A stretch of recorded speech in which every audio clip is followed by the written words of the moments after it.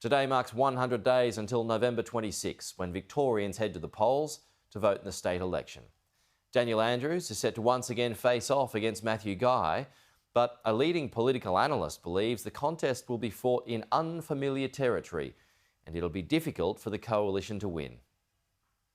The battle for Spring Street is heating up, but in the eyes of one leading analyst, the contest might be already over.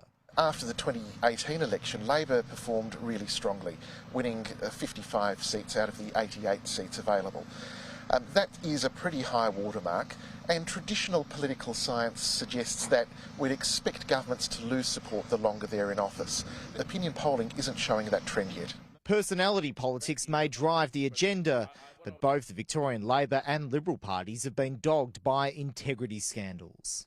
I don't think Victorians are sitting on the fence whether they support or don't support the government. But I think there is this question of the opposition. And the question is, have they been able to forcefully present their alternative agenda in a way that Victorians can understand and can have confidence in? Matthew Guy attempted to fire such a salvo, declaring he'd shelve the multi-billion-dollar suburban rail loop, instead spending the money on health upgrades amid a system in crisis. In Parliament, clearly there are potshots with a poll in mind. Why are Victorians continuing to wait in pain? Because this government has let surgery waiting lists blow out to almost 90,000 people.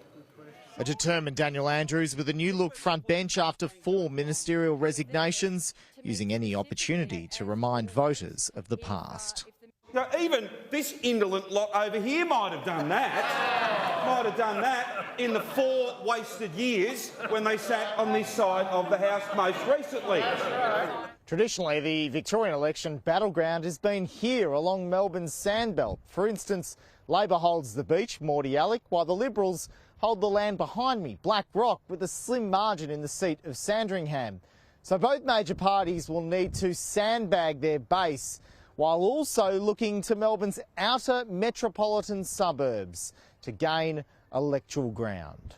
Dr Zare Ghazarian believes there's a clear place to start for the struggling coalition.